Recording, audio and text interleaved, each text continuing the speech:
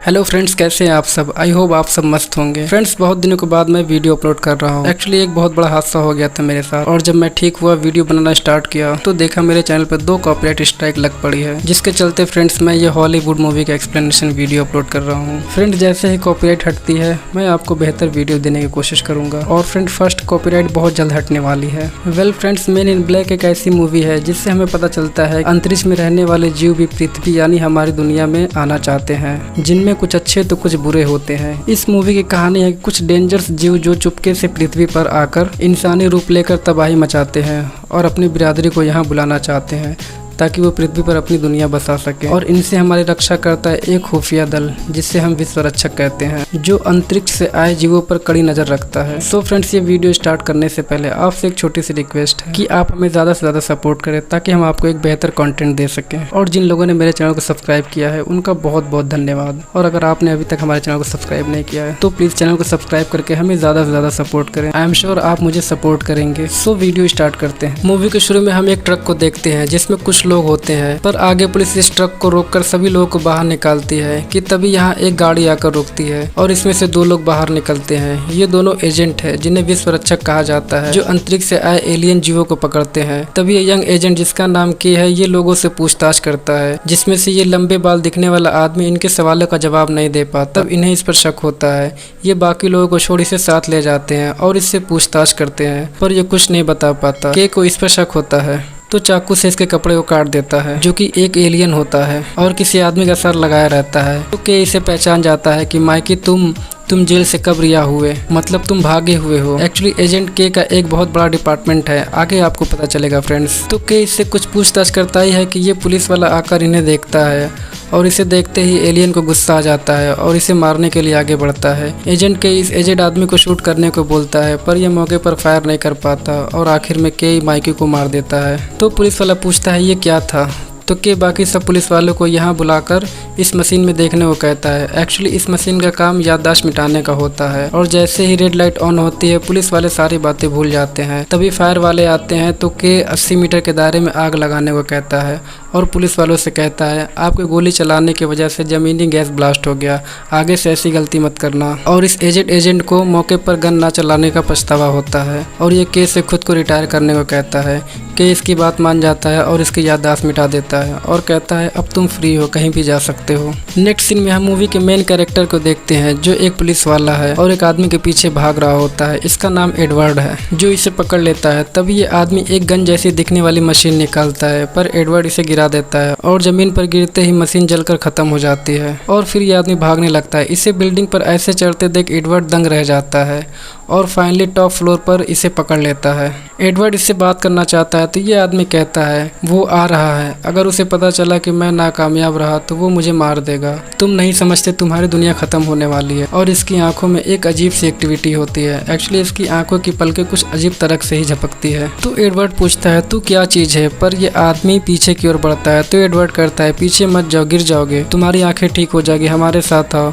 पर यह आदमी नहीं मानता और कूद जाता है। नेक्स्ट सीन में हम एक ओल्ड हाउस और बाहर रखे ट्रक को देखते हैं। तभी अचानक आसमान से कोई चीज आकर गिरती है और ट्रक के टुकड़े हो जाते हैं, जिसकी आवाज सुनते ही घर का ओनर आता है और अपने ट्रक की हालत देखता है। तभी इसमें से आवाज आती है कि तुम ये बंदूक मुझे दे दो। एडगर्ड देने से मना करता है। तभी ये अंदर खींच लेता है और एडगर्ड को मार देता है और एडगर्ड का स्किन पहनकर बाहर आता है।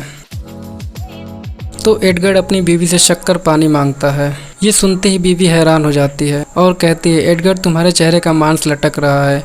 ये सुनते ही एडगर्ड अपना स्किन खींचकर दिखाता है। ये देखते ही ये बेहोश होकर गिर जाती है और एडगर्ड इस जमीन से आसमान से चीज को बाहर निकालता है। तो इधर एडवर्ड की बातों पर सीनियर पुलिस यकीन नहीं करती। तो एक लेडी जिसका नाम वीवर है, जो मुर्दों का चेकअप करती है, वो एडवर्ड से कहती है तुम ठीक कह रहे हो, मैंने उसका चेकअप किया, वो नॉर्मल आदमी नहीं था, तुम मुझे आकर मुर्दा घर में मिलो। तभी के को हम देखते हैं, जो वीवर की याददाश्त मिटा देता है और एडवर्ड से कहता है रात काफ़ी हसीन थी इसलिए उसने ऐसे पलकें झपकाई, खैर उसने तुमसे कुछ कहा। तो एडवर्ड कहता है हाँ उसने कहा दुनिया खत्म होने वाली है, क्या अगर तुम्हें वो बंदूक दिखाई जाए तो तुम पहचान जाओगे। और के उसे साथ ले जाता है। तो एडवर्ड पूछता है तुम किस डिपार्टमेंट में काम करते हो, FBI, NSA। तो के कहता है, मैं एक ऐसी कंपनी के लिए काम करता हूँ जो दूसरे ग्रह से आने वाले अंतरिक्ष जीवों पर कड़ी नजर रखते हैं। और के उसे एक शॉप पर ले जाता है। एडवर्ड इससे अपने तरीके से बंदूक दिखाने को कहता है, पर यह साफ मना कर देता है कि मैं ऐसी कोई गन नहीं बेचता हूँ। तो के आता है और गन दिखाकर कहता है, हथियार कहाँ छुपा रखे हो जिप्स, मैं सिर्फ 3 तक गिनूंगा। और के इसे मार देता है। एडवर्ड के पर बंदूक तान देता है कि मारा क्यों इसे। तभी एडवर्ड जिप्स को देखकर हैरान हो जाता है। फाइनली जिप्स सारे हथियार दिखाता है, जिसे देखते ही एडवर्ड पहचान जाता है। तो के कहता है, ये तो बहुत ही खतरनाक बंदूक है, इसे तुमने अनजान बिना लाइसेंस के अंतरिक्ष को बेच दी। जिप्स, तुम्हारी इतनी हिम्मत, तुम्हारे सारे हथियार जब्त किए जाते हैं, तुम अपने ग्रह पर फौरन वापस चले जाओ। एडवर्ड को कुछ समझ नहीं आता, वो बहुत हैरान रहता है। तो के कहता है, मैं समझ सकता हूँ तुम्हें बहुत अजीब सा लग रहा है, पर मैं कोशिश करता हूँ तुम कल सुबह तक सब कुछ भूल चुके होगे, तुम्हें कुछ भी याद नहीं रहेगा। दोनों डिनर करते हैं। कुछ देर बाद एडवर्ड सब कुछ भूल जाता है और के को भी नहीं पहचानता। तो के इसे एक कार्ड देकर कहता है, कल तुम इस पते पर 9 बजे सुबह में आना, अगर जाबाज होगे तो जरूर आओगे। अगले दिन एडवर्ड आता है, जहाँ पर कुछ और ऑफिसर आए हुए रहते हैं। सबकी ट्रेनिंग स्टार्ट होती है और फाइनली एडवर्ड सिलेक्ट हो जाता है। पर एडवर्ड को अब भी कुछ समझ नहीं आता कि ये कौन सा डिपार्टमेंट है और यहाँ काम क्या होता है। तो के इसे समझाता है कि 40 साल पहले सरकार ने कम पैसों में एक एजेंसी खोली थी, जिसका मकसद था दूसरे ग्रहों के एलियन यानी अंतरिक्ष से जीवों के साथ आपसी ताल्लुकात बनाए रखना। लेकिन किसी के लिए इस एजेंसी का कोई अहमियत नहीं थी, सिवाय उन अंतरिक्ष जीवों की जिन्होंने 35 साल पहले इस शहर के बाहर हमसे कांटेक्ट किया। उस रात हम 9 लोग थे, 7 एजेंट, एक वैज्ञानिक और एक नौजवान जो हमेशा के लिए इस काम में खो गया, यानी मैं। वो कुछ बेघर अंतरिक्ष जीव थे। वो इस धरती पर अपनी बिरादरी को बुलाना चाहते थे, जिनके पास रहने के लिए जगह नहीं थी। हम उनकी बात मान गए और उनके आने के सभी सबूत छुपा दिए। हर साल यहाँ इंसानों से ज्यादा अंतरिक्ष जीव आते हैं और हमारे बीच रहते हैं। ये सब सुनकर एडवर्ड के को पागल समझता है। उसे के की बातों पर यकीन नहीं होता और यहाँ से जाने को कहता है। जब के कॉफी पीने जाता है तो अंदर का नजारा देखकर एडवर्ड शॉक्ड हो जाता है, जहाँ कुछ एलियन जीव ही के को कॉफी देते हैं। फाइनली अब एडवर्ड के की बातों को सच मान लेता है और कहता है, अगर मैं डिपार्टमेंट ज्वाइन कर लूंगा तो मेरा क्या होगा? सिर्फ यही कि तुम्हारा किसी भी इंसान से संबंध नहीं रह पाएगा और कोई नहीं जान पाएगा कि तुम कहाँ कैसे रहते हो। तुम्हारे पास सुबह तक का वक्त है। एडवर्ड पूरी रात सोचता है और सुबह आता है तो के उसे उसके जिम्मेदारियों के बारे में सब कुछ समझाता है, क्योंकि तुम इस दुनिया से एकदम अनजान हो, खुद ही देख लो। एडवर्ड यहाँ की जगह एलियन को देखकर सोच में पड़ जाता है और के इसे सारी चीजों से रूबरू कराता है। और फाइनली एडवर्ड सारी बातें समझने के बाद उसे मेन इन ब्लैक का सूट पहनने को कहता है और इसका पूरा पहचान बदल देता है। नेक्स्ट सीन में हम देखते हैं एडवर्ड इस बिल्ली लिए आदमी का पीछा करता है, जो ये आदमी अपने दोस्त से मिलने आता है। एक्चुअली ये दोनों भी एलियन है, मगर अच्छे वाले। तभी एडवर्ड वेटर को मारकर खुद वेटर बनकर इनका ऑर्डर लेकर आता है, पर इसके हाथों से कॉकरोच निकलते ही दोनों समझ जाते हैं। तो बूढ़ा आदमी कहता है, तुम हमें बेशक मार दो पर तुम्हें गैलेक्सी नहीं मिलेगी। तो एडवर्ड इन्हें मार देता है। टेबल पर रखे बॉक्स को गैलेक्सी समझकर ले जाता है। कि एक बुक इंस्टॉल पर आता है और कहता है, जे यहीं से पूरी दुनिया की खबर मिलती है। तो इन्हें एक न्यूज़ पता चलती है और ये एडवर्ड के घर आते हैं। तो एडवर्ड की बीवी सारी बीती बातें बताती है कि उस हादसे के बाद एडवर्ड पूरी तरह चेंज हो गया। उसके चेहरे का मांस लटक रहा था, जैसे कि ऐसा कोई चीज जो एडवर्ड की खाल में थी।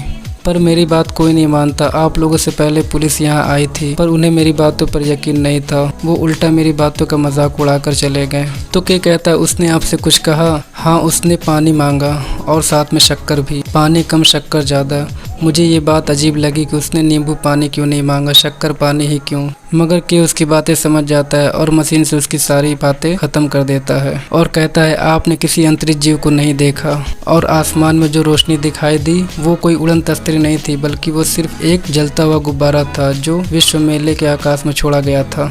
तो एडवर्ड कहता है, तुमने इस जादू की छड़ी का बटन दबाया और वो ये सब कुछ भूल गई और तुमने नई कहानी बना दी।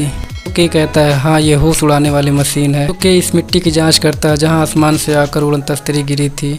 तो हरे रंग की लाइट जलती है और अपने चीफ जेट को इन्फॉर्म करता है कि एक कॉकरोच आया है जो एडवर्ड की खाल पहनकर तबाही मचा रहा है। वो किसी न किसी मुर्दा घर में ही मिलेगा। नेक्स्ट सीन में एडवर्ड जिन 2 लोगों को मारा होता है उसे पुलिस मुर्दा घर में ले आती है, जिसके साथ वो कैट भी रहती है। जब वीवर इसकी जांच करती है तो इसे पता चलता है ये आदमी नहीं बल्कि कोई जीव है। तभी जेके यहाँ आते हैं और ये सारी बातें बताती है कि मुझे शक है ये इंसान का शरीर नहीं है, शायद ये दूसरे ग्रह का कोई प्राणी है। मगर सवाल ये है कि ये है क्या। तभी दोनों इसके कान के पास कुछ देखते हैं। एडवर्ड जैसे ही इसे टच करता है कि इसका फेस डोर की तरह ओपन हो जाता है, जहां हम एक जीव को देखते हैं जो मरने वाला ही रहता है और कहता है उसे रोकने के लिए जंग गैलेक्सी ओराइन की बेल्ट, इतना कहकर मर जाता है। तो एडवर्ड के को इस जीव की बातें बताता है। ये सुनते ही के वीवर के होश उड़ा देता है।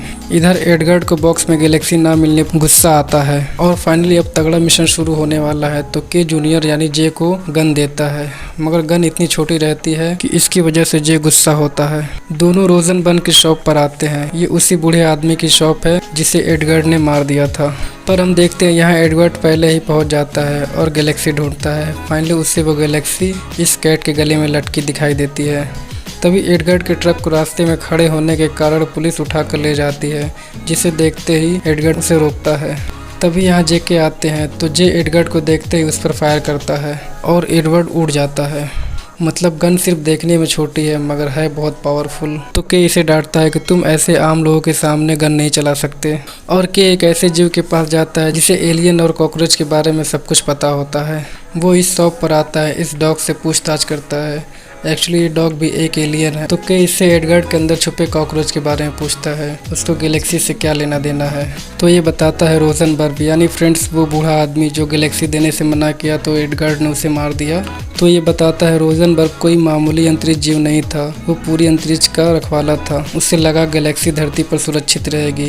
गैलेक्सी में पूरे ब्रह्मांड की शक्ति समाई हुई है। अगर वो गैलेक्सी इस कीड़े के हाथ लग गई तो आर्केलियन जीवों का सफाया हो जाएगा। तो के पूछता है रोजनबर्ग ने कहा था गैलेक्सी ओराइन के बेल्ट पर है, इसका क्या मतलब है। तो ये डॉग कहता है गैलेक्सी यहीं पर है। तो एडवर्ड कहता है गैलेक्सी में करोड़ों सितारे और ग्रह हैं, वो यहाँ कैसे हो सकती है। तो डॉग कहता है तुम इंसान कब समझोगे कि आकाशीय फर्क नहीं पड़ता किसी चीज़ का छोटा या बड़ा होना, छोटा होने से उसकी शक्ति कम नहीं हो जाती। तो के पूछता है छोटी मतलब कितनी छोटी। तो डॉग बोलता है जैसे कि कोई घंटी। तभी जे की नज़र उस कैट पर जाती है और सीन शिफ्ट होती है मुर्दा घर के डॉक्टर वीवर के पास, जहां ये कैट आती है। वीवर उसकी घंटी को गौर से देखकर चौंक जाती है जिसमें उसे गैलेक्सी नज़र आती है। तभी यहाँ एडवर्ड आता है और कहता है आज यहाँ पर एक लाश आई, उसके साथ एक बिल्ली थी, वो मेरा दोस्त था तो मैं उस बिल्ली को लेने आया हूँ। पर ये आदमी इसकी बात नहीं मानता तो एडवर्ड इसे मार देता है। तभी यहाँ जे के आते हैं तो जे कहता है कि तुम यहीं रुको, मैं आता हूँ, बस बिल्ली ही तो लानी है वरना फिर तुम होश उड़ाने लगोगे। तो जे अंदर आता है। तो इधर एडवर्ड वीवर से उस कैट के बारे में पूछता है। तभी एडवर्ड के आने की आवाज़ आती है तो एडवर्ड इस बेंच के नीचे वीवर को गन पॉइंट पर लेकर छुप जाता है। तो एडवर्ड पूछता है मैं उस बिल्ली को लेने आया हूँ जो सुबह लाश के साथ आई थी। तभी वो बिल्ली बेंच पर आती है तो एडवर्ड उसे उठाकर डॉक्टर को लेकर भागता है। जेके उसका पीछा करते करते यहाँ आते हैं तो देखते हैं एडवर्ड उड़न तस्तरी से भागता है, पर जेके अपनी बंदूक से उसके उड़न तस्तरी को ब्लास्ट कर देते हैं और अब कॉकरोच बहुत गुस्से में हो जाता है और एडवर्ड का खाल निकालकर इन पर हमला करता है और दोनों की बंदूकें निकल लेता है। तो के जे से कहता है उसे दूसरी उड़न तस्तरी से मत जाने देना, उसे इस धरती पर ही रोके रखना, मैं जा रहा हूँ अपनी बंदूक वापस लेने। और के इस कॉकरोच को चैलेंज करता है तो कॉकरोच इसे भी निगल लेता है और वापस जाने लगता है। और जैसा कि के कहने पर एडवर्ड इसे रोकता है, पर यह कॉकरोच अब रुकने वाला नहीं और ये दूसरी उड़न तस्तरी पर जाता है। तभी एडवर्ड कुछ कॉकरोच को देखता है और इन्हें पैरों से कुचलता है। ये देखते ही कॉकरोच नीचे आता है तो एडवर्ड कहता है तुम्हें नहीं पता मैं तुम्हारा क्या हल करने वाला हूँ। तभी के अंदर से गन फायर करता है और कॉकरोच बीच से फटकर चितरा जाता है और केजे दोनों बातें करते हैं कि कॉकरोच फिर हमला करता है, पर ऐन वक्त पर वीवर उसे शूट कर देती है। तो जे कहता है कि हम जानते हैं हमारे कायदे कानून सबसे अलग हैं, पर इस बार इस लड़की का याददाश्त गोल ना करो क्योंकि इसने हमारी मदद की इस कॉकरोच को मारने में।